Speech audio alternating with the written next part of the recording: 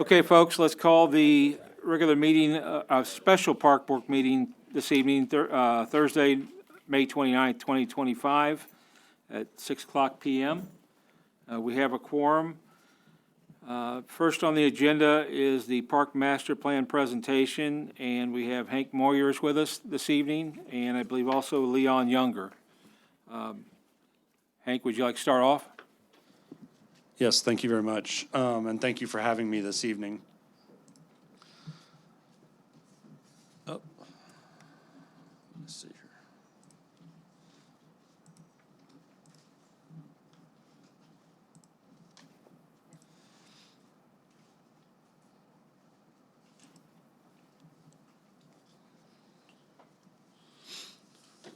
Thank you for having me this evening.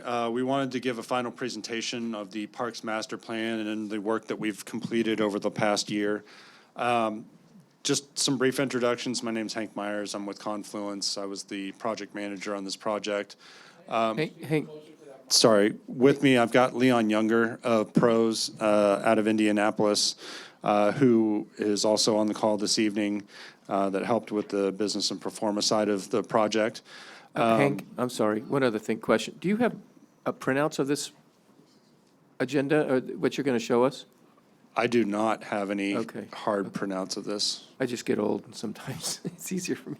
Hey, can you have those emailed to us? Yes, Oh, Brian's got them. Thank you. okay.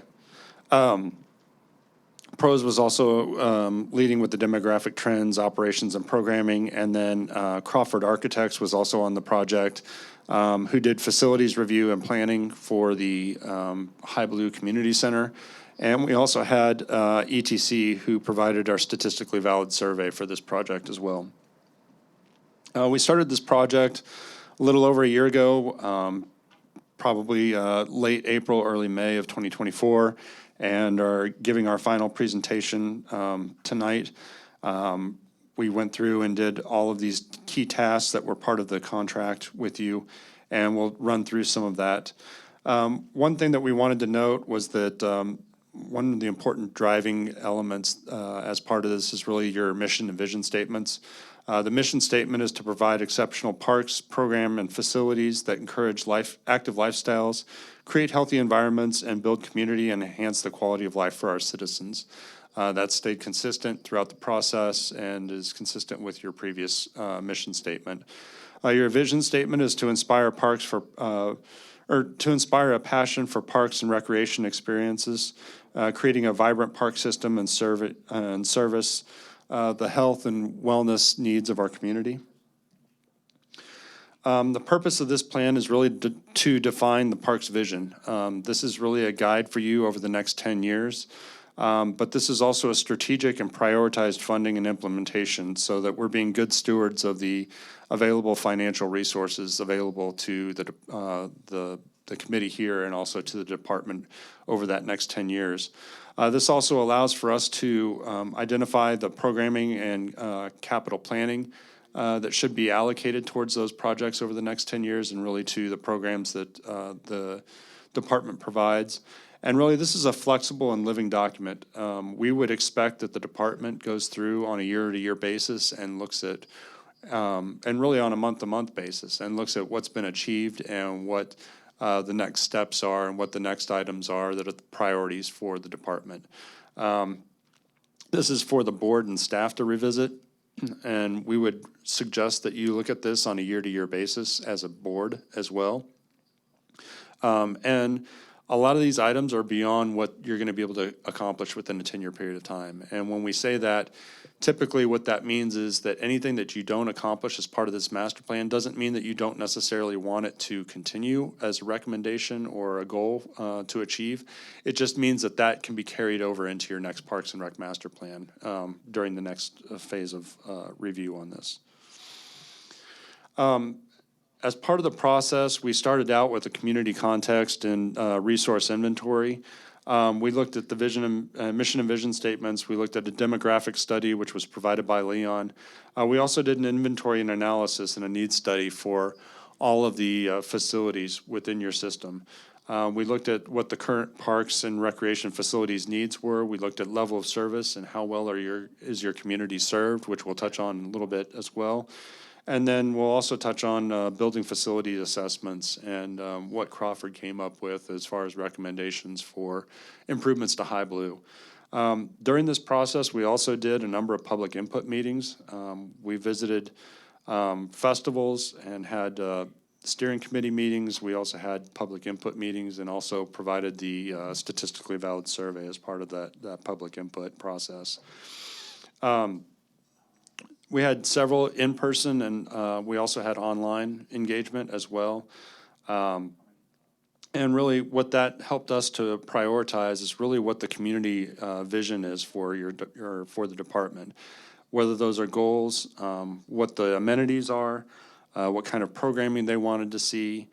But this is also, we also had several in-person meetings with the department itself to go through each and every park after we went through and did the facilities reviews to really identify what the improvements were going to be for each of the various parks and going through a design charrette as part of that process. And then ultimately the ETC survey that they gathered information and looked at what the resident feedback was on parks, recreation, facilities, and services, and then really what the enhancements and priorities for the community were for the next 10 years. And then they were able to use that to compare those results with national benchmarks across the country, and then really to prioritize the investment and the PRR ratings, which I think we brought before you in prior meetings. So we're going to keep this very high level. And I'll really touch on this first slide and then kind of scroll through these so that you've got this as for record. But as far as amenities go, the top amenities that were a priority for the community were really paved trails and for bikes and pedestrians, nature areas and conservation areas, walking trails within the parks, additional neighborhood parks or improvements to those neighborhood parks, splash pads and interactive water features and play features, fishing areas, playground areas, large community parks, and outdoor public art. And the top programs that were identified by the community were nature programs and environmental education. Also special events and performances, which you already provide a number of those, but they like to see those continued. Special events for adults only, outdoor adventure programs, cooking classes, educational classes, and really water fitness programs. And we'll run through all of these slides. These are all consistent with what I just presented here. But this is also for record so that you have that down the road. As far as the parks facilities, you can see the list of parks facilities that we reviewed and have inventory of within the document.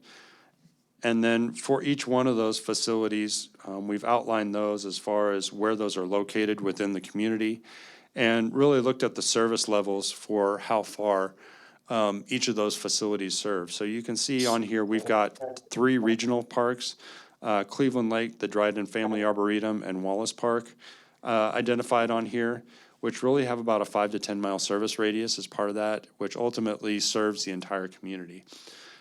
There's 2 community parks, that's Markey Park and Memorial Park, have been identified on here. Those have about a 1 mile service radius, and you can start to see how that overlap starts to work. And then you've got the neighborhood parks and the pocket parks as part of those as well. The neighborhood parks serving about a half mile service radius. And those, when we say half mile service radius, that's usually about a 5 to 10 minute walk as part of this process. And so you can start to see, based on the layout of where those are within the community, how well the community is served and where there is a greater need for additional parks land as things come online with future development down the road, and where the city needs to work on attaining some additional parkland to serve the residents in those key parts of the community. So the more orange it is, the less served it is. The more yellow you see on the map, the more well-served your community is as part of this process. As part of this process as well, we did, as I mentioned, a charrette with the department on each one of these facilities. And I'll run through some of the improvements and what we found for each of these facilities.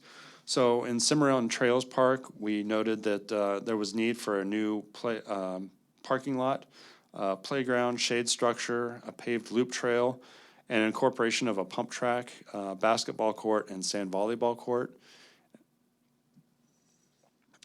Within Cimarron Trails ball fields, we incorporated a new dog park with a paved loop trail, additional parking, and a shelter. And we've noted that right now, this being called Cimarron Trails ball fields, that there's opportunity for renaming of this facility, and also sponsorship. So with Chewy right down the road, if you incorporate a dog park as part of this, they may be able to bring some additional dollars to the table and have this renamed with their name incorporated as part of this park.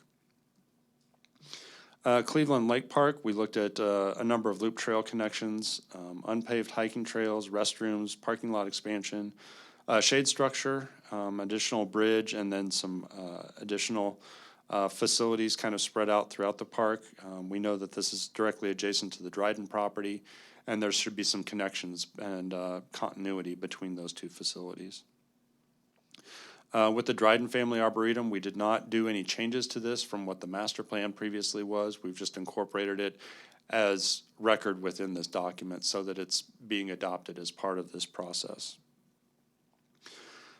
Country View Park, we noted that there were a number of updates, including a new shelter, refurbished restrooms, landscape updates, and then also some parking lot expansion as part of this process. This does still keep emergency access in two different routes, one just not being a drive-through all the way to the adjacent neighborhood as part of this at this point. Within Markey Park, some of the improvements that we noted were additional ball fields and softball fields, synthetic play fields, particularly within your existing ball fields to make those usable and really to start to gather additional tournaments to this park and really make it more usable. We looked at some updated parking, nature-based playground, loop trail connections, batting cages, additional restrooms, and also the incorporation of a splash pad as part of this park facility. And then within Memorial Park, we looked at reorganization of the maintenance facility to make it a little bit more usable for the department. Also, some road connections to the senior center facility, paving the maintenance road to the maintenance facility, and then incorporation of some new entrance gateway signage, and then also improvements to the depot facility. Military Park, we looked at some additional refurbishment of the sports fields, shelter and restrooms, a loop trail, as well as a playground. And then to Smoot Peace Park, we looked at some sidewalk additions, decorative lighting, shades, new shade structure, and some additional landscape screening incorporated within this facility. Within Somerset, we looked at a loop trail connection as part of this, some bench and picnic areas, as well as parking lot and retaining walls within this park facility. And then within Wallace, we looked at some community center updates, which we'll touch on in a little bit more detail here in a moment. Some pickleball courts, which are currently being constructed right now.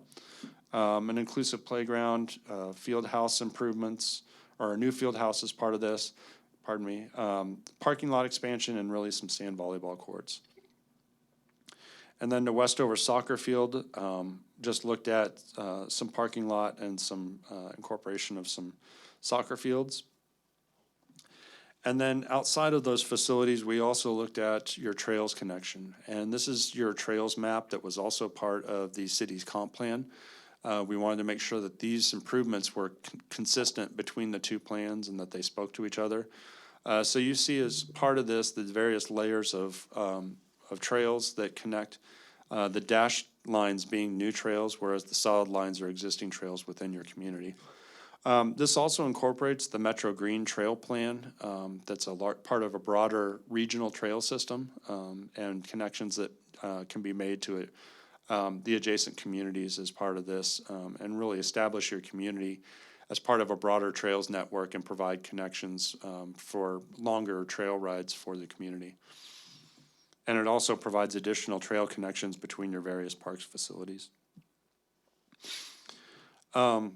These are the improvements that Crawford had put together as part of the needs assessment for High Blue. Those incorporate additional storage as part of this. It looked at office expansion as well as a new fenced area for outdoor play, for the daycare and child watch areas.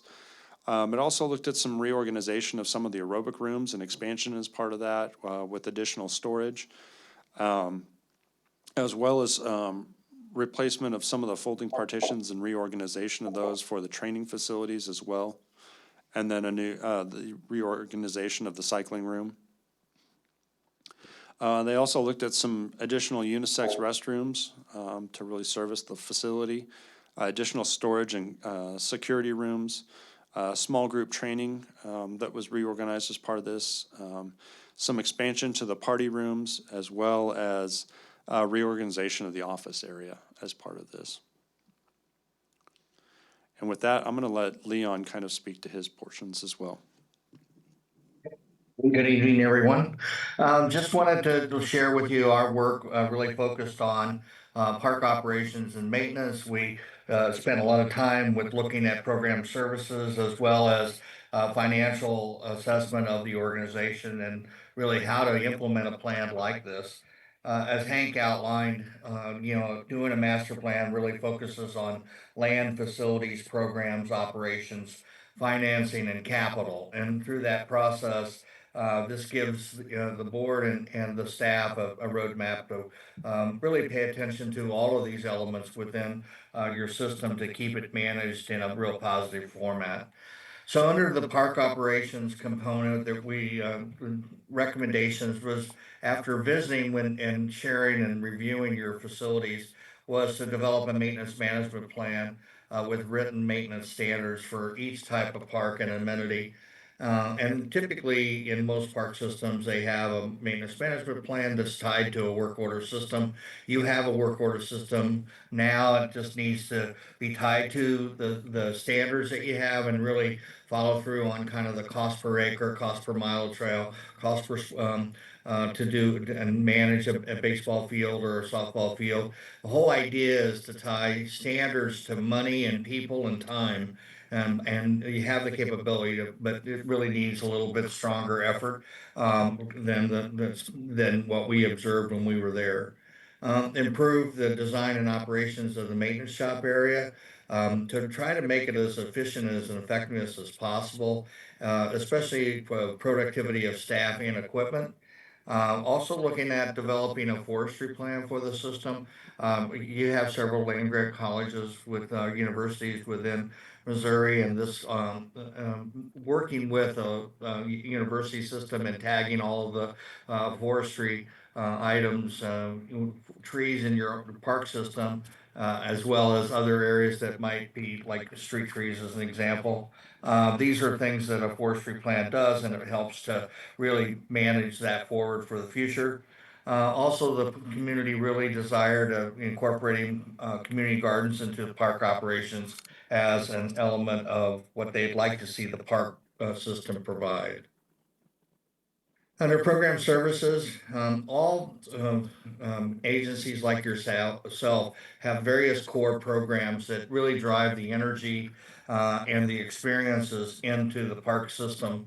And as an example, sports is a major core program, wellness and fitness, your senior services, special events. These are things that people are considered core programs, and most agencies have 9 or 10 core program areas. We just recommend that a new core programs in outdoor recreation education actually be established. You have some really nice new open natural area parks that provide an opportunity to really expand upon that. As Hank said in the survey, there are people really appreciate the special events. They just want more of it, and they would like to have some of those adult-only events, as well as broaden active senior programs that basically inviting more people. A typical senior is, anywhere between 55 and 95. And so that's 40 years of different age groups. So broadening the opportunities for senior activities is something we really recommend. Also looking at a comprehensive fee study with an updated pricing policy to support daily operations. Your park system is really driven by earned income, and revenue to offset its operating costs. And it really requires a constant management of how revenue is generated through your system, through your facilities, and through your programs. It just, in my opinion, really having an updated pricing policy allows you to manage forward, and you're not managing price from a defensive position. Seek more life skill programs, especially for teens and young adults. And this came out of the survey as well in cooking, music, and financial management. And develop a stronger skilled workforce by working with Longview Community College to create a recreation training program for students interested in the field of parks and recreation, that not only in providing recreation and managing programs and facilities, but also as officials for sports, and also assisting staff in the field and managing parks. And then develop more special events for adults to create a more livable space. As I said earlier, that was something that was brought out in our work. Next. And then in the financial recommendations is to create a new pricing partnership and earned income policies. These three types of policies really are connected together because most systems like yourself have a lot of partnerships, either with the city, the school district, other not-for-profit groups that are always working collectively together to put events on or host or program types.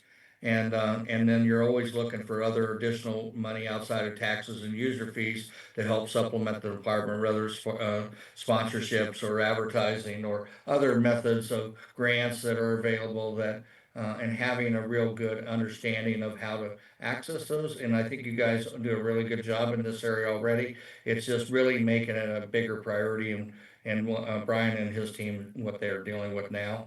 Looking at a true cost of service program that looks at both direct and indirect costs associated with services that you provide, give a greater an understanding of what it really does take to put on a program and or manage a facility. And then update the existing park foundation to help support parks and recreation services and facility as a partner.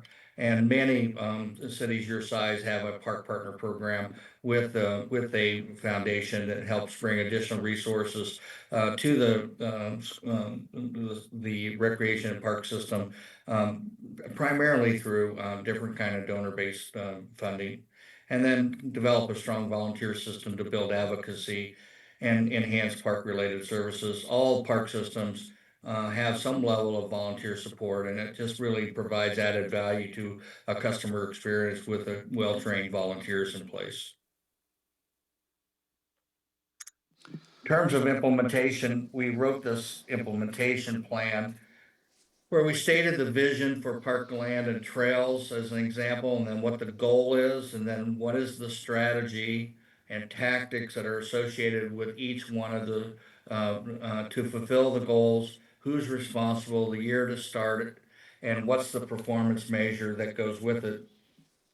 What this does is, as a board, you're able to have dialogue with the staff, as Hank said, every monthly or quarterly. There's an update to the plan. So the plan is a living document, and it also really helps the board to know that the staff is actually acting on these recommendations, and they can demonstrate over a period of time that these things are in progress or have been completed, so that in the future, as you update your plan, when the public say, what happened to the last plan, you're able to very clearly demonstrate that you implemented the goals that were there, the strategies and tactics were put in place, and you can point to the impacts of your work. And really encourage you to, as a board, to work with Brian and his team to basically make this part of your monthly meetings. This also allows them to prioritize, the department to prioritize what those improvements are and to set those standards. Based on the list that's here, they can set a priority level of 1, 2, or 3 and go through and achieve those over a period of time that's been stipulated. As part of this process, we provided the summary document. Brian has a copy of that. And we've come to you tonight for adoption of this, and we will be taking this also just as an informational item at a later point in time to the city council as well, once this has been adopted by your board. So with that, my contact information is also on this presentation. You can feel free to reach out to me. Leon is also incorporated as part of this. But with that, we'd be open to any questions you might have for us. Hank, could you go back to the slide that was orange and yellow with the circles? Pardon.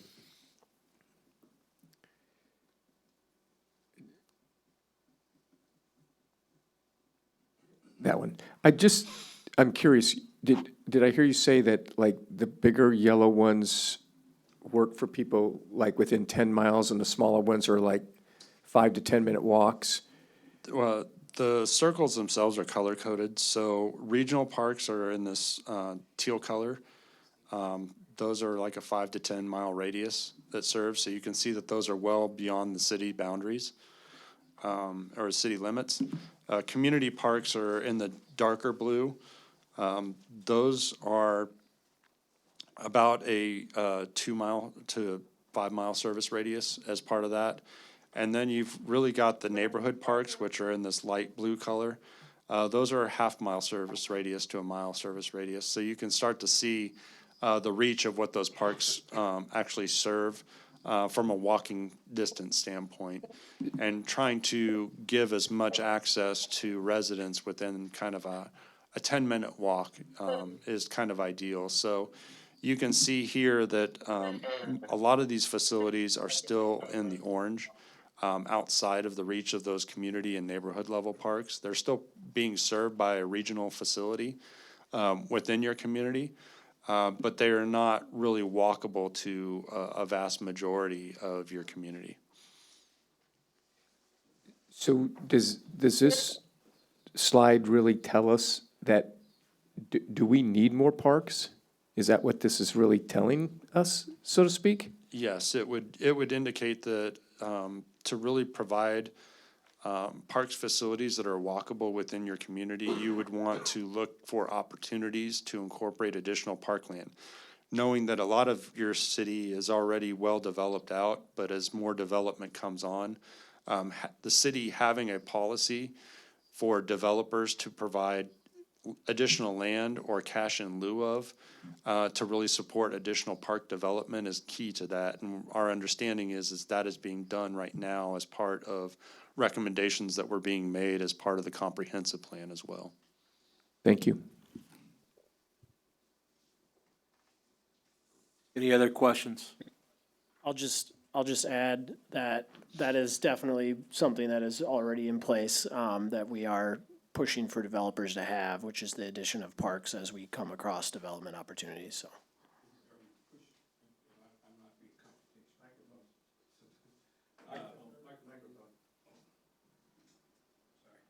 I'm not being confrontational, just so you know.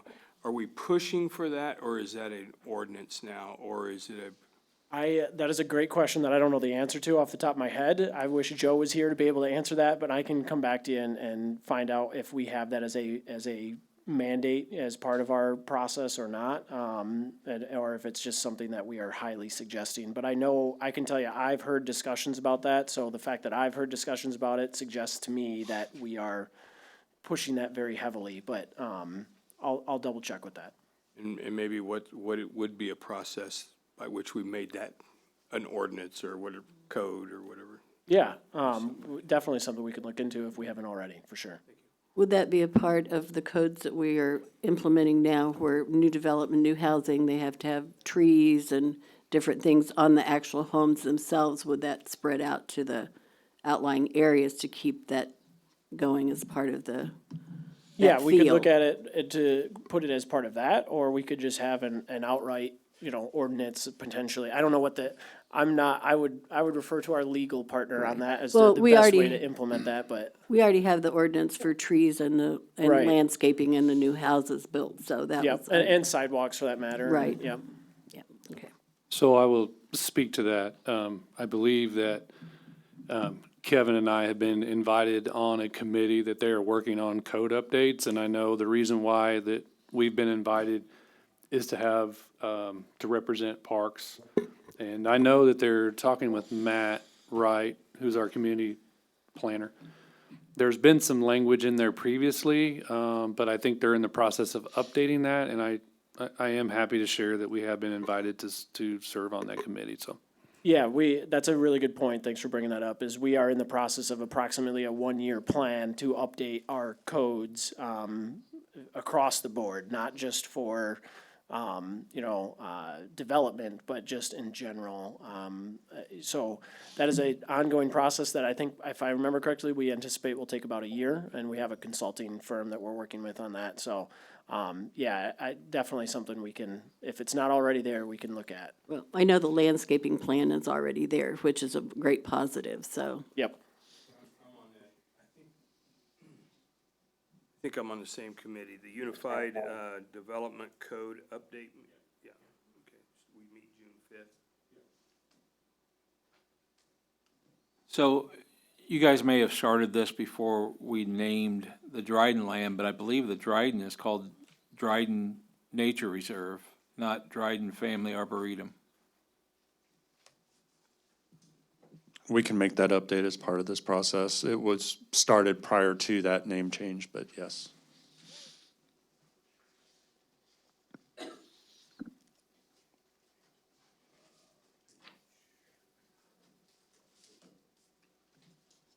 Any other questions or comments?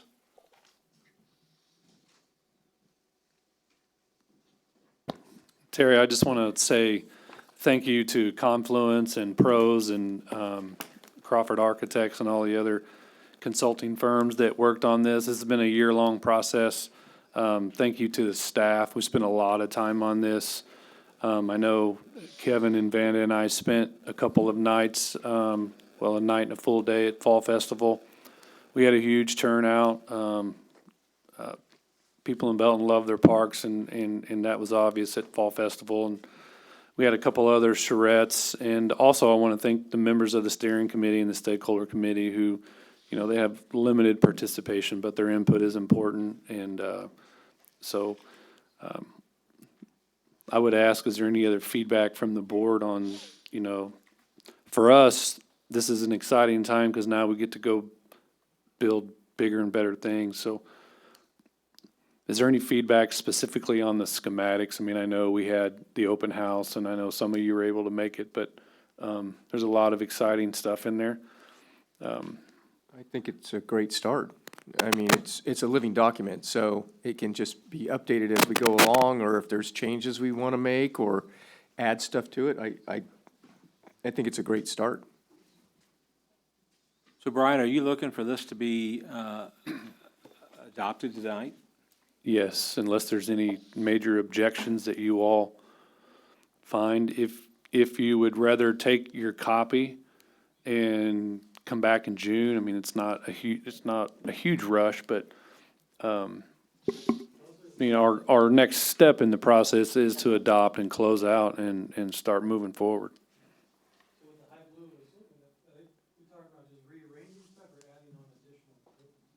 Both.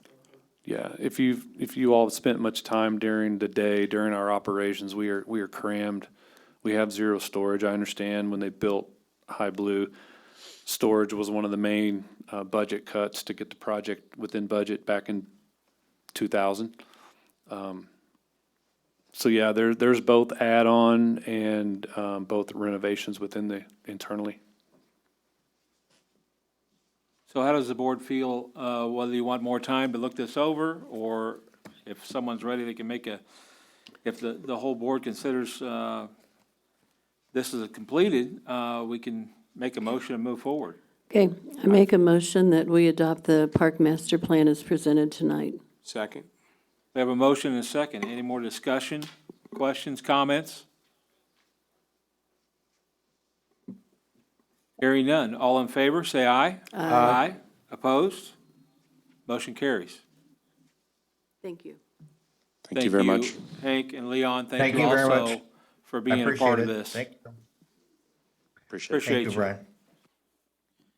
Bet. Bye. Hank, don't feel like you need to stick around. You're more than welcome to, but we're going to handle some other business on some bids we have going forward. But once again, thank you very much, and if you want to stick around, feel free to. Next on the agenda is outdoor pickle court bids in your packet this evening. What did I say? Pickle. I said pickle. Pickleball courts. The Building and Grounds met just before this meeting, and we had a motion come out of that. In your packet, you'll see the bid that came through from Target Sports, and the motion that, what?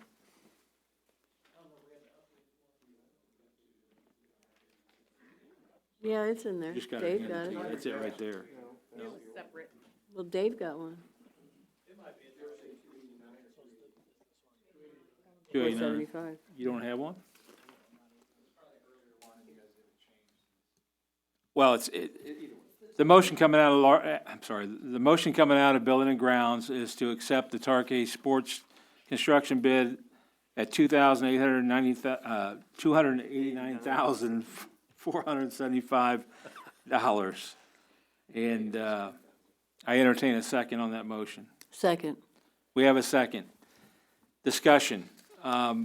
This actually comes in a little over budget. However, as we discussed in the Building and Grounds, there's some other projects we have that came in under budget. So we're going to use some of those funds to help pay this. They're thinking that they'll start this in mid-June, and hopefully be completed and ready to play in August. Any questions or comments? I will comment for anyone watching at home that there will be a 28-day period that there will be nothing going on while the post-tension concrete cures. And so if you see that there's nothing going on for a month, you'll know that's part of the process, which is why it takes just a little bit longer. But the initial work will be about 3 to 4 weeks pending weather. It'll sit isolated for about 28 days and then another week to 10 days, and then the courts, again, pending weather, should be playable sometime in August. Any other questions, comments? Hearing none, we'll have a roll call vote. And Dave? Yes. Jennifer? Yes. Dave Clark? Aye. Mary? Yes. Adrian? Yes. Rusty? Yes. Zeb? Yes. I'm a yes also. Motion carries. Next on the agenda is the High Blue Sound System bids. As I mentioned, the Building and Grounds just met, and out of that came a motion, the motion to accept the Progressive Electronics bid at $76,087. And I entertain a second. We have a second. Discussion, comments? What this is, once again, this is a little over budget as well. And we are using some of the other funds from other projects that came in under budget to help pay for this. Questions? Hearing none, roll call vote. Adrian? Rusty? Yes. Zeb? Yes. I'm a yes. Dave? Yes. Jennifer? Yes. Dave Clark? Yes. Mary? Yes. Motion carries. Lastly, we have a Cleveland Lake dock bulkhead bid. That one, we had passed I think it was last meeting where we passed the docks. And this, we didn't have it at the time, but this is the concrete bulkheads that the dock will actually attach to. And 2 of those for the docks come to $18,300. There's a motion at a Building and Grounds to accept the bid from our on-call concrete guys of TLH and Sons at $18,300. I entertain a second. Second. We have a second.